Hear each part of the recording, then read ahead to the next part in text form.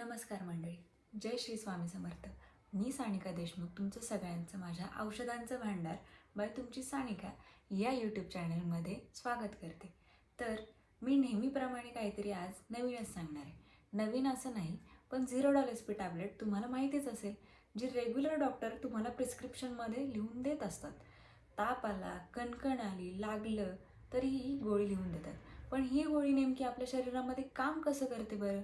तर आज आपण या व्हिडिओमधून $0 टॅबलेटबद्दल संपूर्ण माहिती मराठीमधून बघणार आहोत. तर चला आपण चालू करूया. $0 टॅबलेट आहे तरी काय? तर $0 टॅबलेट एक कॉम्बिनेशन मेडिसिन आहे. त्यामध्ये ॲसेक्लोफेनॅक, पॅरासिटामॉल आणि सेराटिओपेप्टिडेज असतं. हे 3 मुख्य घटक मिळून $0 टॅबलेट बनवली जाते. $0 टॅबलेट नेमकी वापरतात कशासाठी? तर सांधे व स्नायूंच्या वेदना कमी करण्यासाठी, दुखापत आणि शस्त्रक्रियेनंतर ज्या वेदना होतात त्या वेदना कमी करण्यासाठी, अर्थरायटिस म्हणजे सांधेदुखीसाठी, पाठीच्या वेदना, सूज आणि इन्फ्लॅमेशन सारख्या परिस्थितीमध्ये देखील डॉक्टर आपल्याला $0 टॅबलेट प्रिस्क्राईब करत असतात. $0 टॅबलेट नेमकं काम कसं करते बरं?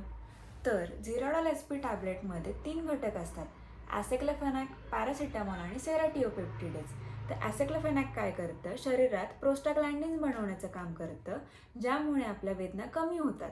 पॅरासिटामॉल काय करतं? जे वेदनेचे सिग्नल्स आहेत ते कमी करतं आणि ताप कमी करण्याचं कामही पॅरासिटामॉल करतं. तर सेराटिओपेप्टिडेज काय काम करतं? सूज असलेल्या भागामध्ये जे अनावश्यक प्रोटीन आहेत ते प्रोटीन कमी करून सूज कमी करण्यासाठी सेराटिओपेप्टिडेज काम करत. $0 टॅबलेटचा डोस आणि वापर कसा असतो? तर डॉक्टरांनी सांगितल्याप्रमाणे घ्यायचा. सहसा जेवणानंतर घ्यायची. ही चघळून खाण्याची गोळी नाही आहे. तर $0 टॅबलेट पाण्यासोबत घ्यायची. रिकाम्या पोटी $0 टॅबलेट घ्यायची नाही.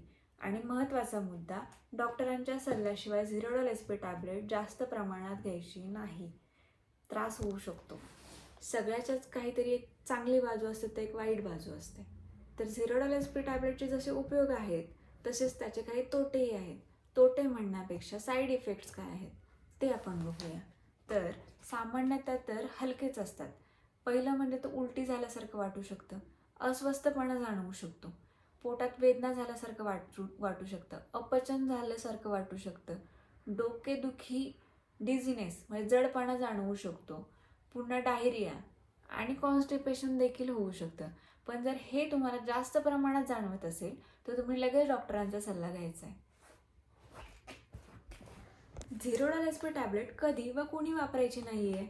तर जर तुम्हाला लिव्हर व किडनी रिलेटेड काही त्रास असेल, पोटात अल्सर, ब्लिडिंगचा काही त्रास असेल तर तुम्ही $0 टॅबलेट वापरायची नाही.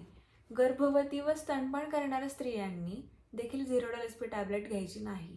रक्तपातळी संबंधी जरी तुम्हाला काही समस्या असेल, म्हणजे तुमचा हिमोग्लोबिन कमी असेल तरीसुद्धा तुम्ही $0 टॅबलेट डॉक्टरांच्या सल्ल्याशिवाय घ्यायची नाही. $0 टॅबलेटबद्दल संपूर्ण माहिती आज आपण पाहिली. जर हा व्हिडिओ तुम्हाला उपयोगी पडला असेल तर व्हिडिओला लाईक नक्की करा आणि अशाच माहितीसाठी माझ्या चॅनलला सबस्क्राईब करा आणि शेअरही करा. थँक्यू.